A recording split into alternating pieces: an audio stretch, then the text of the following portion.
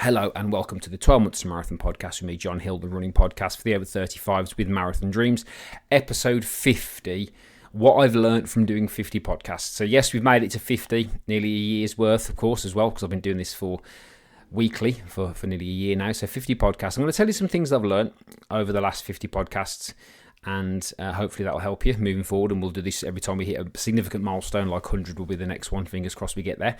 So 50 podcasts. What's going on with me at the moment? So half marathon for me, 5th of July, local one. Like to do it every year. Half marathons, a nice distance, and I like that distance, so I'll be doing that. I've got High Rocks in October, and I need to get myself in the game for that, because my biggest problem with that is that I've approached it with a marathon mindset, and you can't do that. It's a different type of training, so that's my big focus. And of course, I've got the Great North Run in September as well. So 50 podcasts. Now, first and foremost, I just want to thank you all for listening. If you're a first-time listener, thank you for listening for the first time. It's a great privilege and honour to be able to share this with you and share some experiences with you, and also share some fantastic guests. And I want to thank those guests, because I've interviewed some amazing people on here, some fantastic people who have really added value to my life and hopefully add value to yours as well. So one of the things I've noticed just from doing the podcast and all the other stuff that I do in general is I think it's quite interesting the amount of people who don't follow structured training plans for things. I think that's the first thing that I learned, and I didn't myself.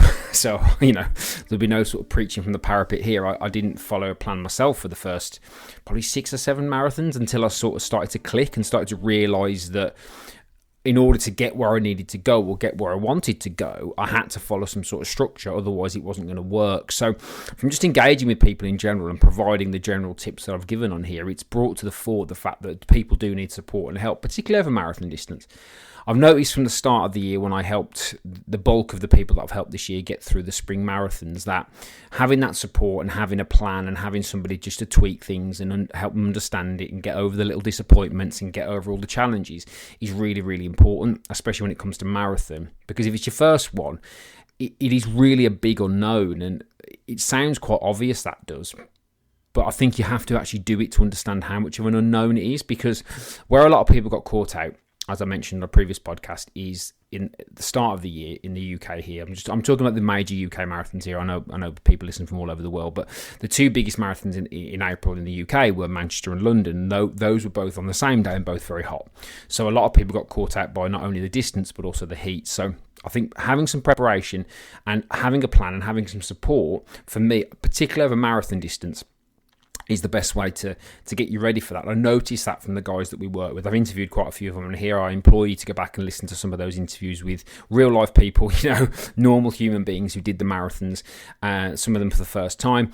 Go and listen to those interviews, particularly with Paul and Lauren and Stella and Peter, because it was just amazing what they did, and fair play to them, and I appreciate them taking the time to talk. So understanding that normal people can do that, and you don't have to be an athlete, is something else I've learned as well. Working with people with the day-to-day challenges of life, all the stuff going on, like myself as well, and seeing them develop and grow and do marathons, and some of them do really good performances as well, makes me ever so happy. So please go back and listen to those episodes, because I think you'll get a lot from it, particularly if you are looking at your first marathon maybe in the autumn, or if you're listening to this and you've just got your London Marathon ballot place recently, because that's just come out. So it's important to have that grounding and experience and knowledge now, so you can prepare yourself well enough for what's going to come next year. Now, some of the people that I've interviewed have been quite inspiring, and that's quite an underwhelming word to use for some of them, because the stories that I've heard and the people's willingness to give me their time, particularly very busy people, like I've spoken to a couple of quite prominent people on Instagram who gave me their time, a couple of people in Christina and Louise, who are very busy women and have done incredible things and are gaining sort of traction for their fantastic sort of achievements and what they've done. So I'm very fortunate to have that, and very fortunate to have those people. And what I learned from some of the people, particularly the people that have been through a lot of adversity, so I'll mention 3. I'll mention Amy, I'll mention Louise, and I'll mention Christina, was this desire to just do more and be more, irrespective of circumstance and irrespective of what was going on, and how we can use running as a tool to make amazing lives. And I mean that. it's quite incredible, and I get quite emotional when I talk about it, because I think we don't understand that these events and these achievements are quite big, and they can have a ripple effect. And not only is that a ripple effect on yourself and the people around you, but also people widespread. I get comments from people all the time on here. I get people message me I've never spoken to, after a marathon, saying, well, oh, thank you, help me, all your content helped me. I've never heard of them. And that sort of stuff for me reminds me of the importance of doing this and the importance of putting this stuff out. And like I said, one real testimony to these incredible people, all of the incredible people I've spoken to on here, is the fact that they were willing to give me their time and share that message. And I mention those three ladies particularly because when you listen to their stories, what they've overcome to get where they've got and do marathons and all the marathon majors and triathlons and all these things is quite incredible. And what you realise is these are just normal people. And what I mean by that is often when we're on the outside looking in and we're a runner or we're in any sort of fitness endeavour, we see sometimes people on a pedestal and we see, oh, they're this, they're special, they're different. And they're not. They're just normal people. I'm just a normal person. 20 years ago, I just said enough was enough. I didn't want to be fat and unhealthy anymore, so I made the decision to change, and it's led me here. So the biggest thing I've learned is that this is an incredible bonding sport, whatever you want to call it, to bring people together and inspire. And it really helps me to overcome the challenges that I face in my own life. And when I get those messages, when I get the time to speak to those people, it brings me back, because we all have wobbles, we all have moments, we all have times when we doubt ourselves, when things get overwhelming and things get too much and we don't want to let people down, and we really want to say go out and run, but we can't because we haven't got time, because we've got stuff going on, and all this stuff that happens to us and the challenges that we face. I get so inspired by speaking to these people, and that's why I wanted to share it with you. I wanted to hopefully share some stuff that inspires people to just do what they want, really, when it comes to running, because there is no law, there are no rules. You don't have to run a marathon, you don't have to run a half, you don't have to run a 10K. You can do whatever you want to do.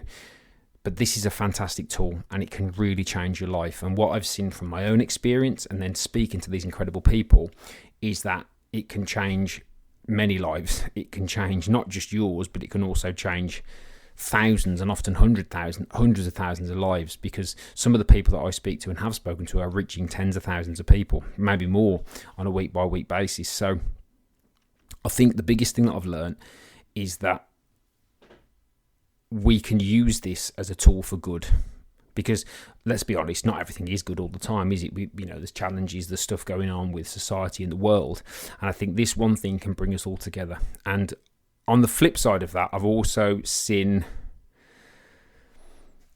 I don't want to be negative here, but I think I have seen how it can, so I have seen some nastiness, obviously, since I've gained a bit more prevalence on social media. I've seen some people just be nasty, basically, and just be very sort of elitist and the gatekeeping stuff and all that. And hopefully with the messages that we're putting out here, it can counteract that. And I want all of you to realise that never let anything like that stop you from doing what you want to do, because it says everything about the other people. It doesn't say anything about you. It's a them problem. It's not a you problem. I heard that the other day. I wanted to chat. It's a them problem. It's not you. And you can do whatever you want when it comes to running, and don't let anybody criticise you as a person for doing it. Because I see so many people beat themselves up, call themselves names, call themselves slow and all this sort of stuff, because they're basing it on somebody else's metrics. You need to base it on your metrics. So when you listen to some of the people that I've spoken to, they just followed their own path. They're not in it for the prestige. They're not in it for the pace. They're in it because they love it.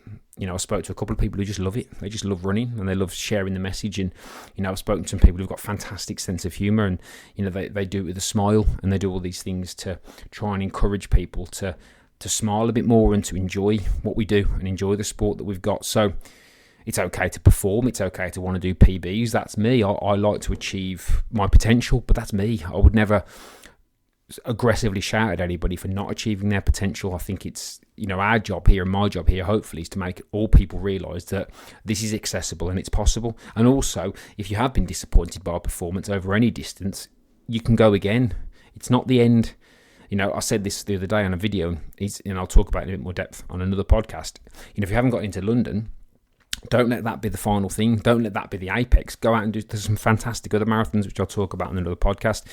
Don't let that be the final thing. So the inspiration is out there. And this is the thing I've also learned.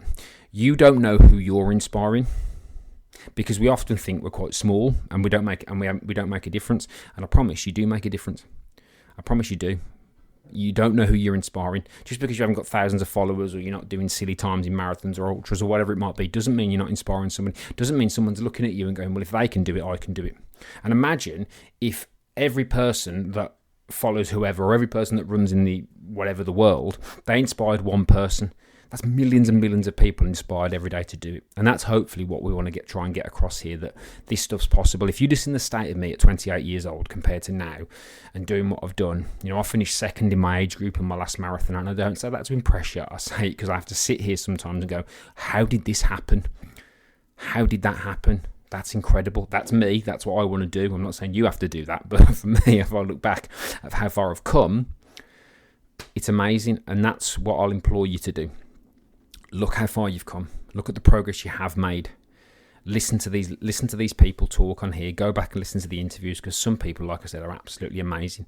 And I got quite emotional when speaking to some of them, because I just thought, these are the incredible people out there with facing massive challenges, massive adversity, massive life difficulties, stuff they haven't asked for, stuff they haven't chosen. And they've used running as a tool to counteract that and add some positivity into the world and add some value to the world. And I genuinely think that this sport can add value to the world. It can bring people together. I love particularly marathon events, big marathon events, just because of the people and the atmosphere and everything that comes with it. It's amazing. There's nothing like it in the world. And I encourage everybody who's a runner, if they're physically able to try and experience it at least once, because honestly, it'll change your life. Even a big half marathon event, some of these things, the crowds, the atmosphere, everything around it, the sense of accomplishment, the things you see at the end, all these sort of things are just amazing. So whilst it's hard and it's challenging, and a lot of people don't do this, so that's another challenge, because a lot of people don't do it, it then sometimes makes it harder for us to do it, because we feel we're doing something wrong, or we get made to feel like we're doing something bad or whatever, or it's all right for us and all this sort of business. Never let that get to you. That's a them problem, not a you problem. Keep running, keep being inspired, keep finding role models, keep looking for help, keep going one more time, keep believing in yourself, keep believing in your ability, keep looking at your progress. Keep looking at everything you need to do in order to get you there. Yes, there'll be rough times. Yes, there'll be challenges. Yes, there'll be times when you get overwhelmed or angry or upset and all these negative emotions. But courage and understanding that there are people out there that you can lean on and you can speak to and you can follow who will inspire you to do more is all you need. And that's grounded in action. And that's what I want to leave you with on this particular podcast, my 50th one, is to say that my job when I speak to people about coaching is maximum execution, minimum information. Let's do. Let's get out and do and learn. It's the best way to do it. There is too much information. There is too much conflicting information. Let's get out and learn for ourselves. Let's get the minimum viable information we need, and let's get out and run, and let's get out and learn, and let's ask questions, and let's make mistakes, and let's make it messy, and let's do all the things we need to do in order to learn in a practical sense, because you don't get confident by sitting in the house. You get confident by going out and becoming competent by doing. So from me to you, 50 podcasts in, thank you very much for your support. Do, practice, make mistakes, be messy, and I'll always be here to have you back, because that for me is what we need to do. We need to be consistent, and we need to just keep doing it, and we need to make sure that we are out running as much as we can to learn as much as we can, because you don't know who you're inspiring and you don't know where that could lead you. It could lead you somewhere incredible, like it led me here talking to you today and doing this, what I love. So thank you very much. That's the 50th one. We'll keep rocking and rolling as long as we can. Thank you very much again for your support. Don't forget to subscribe or follow the podcast, 12 Months to Marathon. Like and share the podcast. Well, that's much appreciated. Drop me a star rating on Spotify. I really appreciate those. The seconds it takes to do that, that really helps me as well. I really do appreciate that. So thank you very much for all your support. And again, if you don't, go head over to Instagram. Follow me over there at 12 Months to Marathon. I appreciate all the shares of my story onto your stories of all the stuff that I put out. That's really appreciative as well. Thank you for sharing the message. Let's inspire some people and let's keep rocking and rolling. Thank you very much for listening as always, and I'll speak to you all very soon.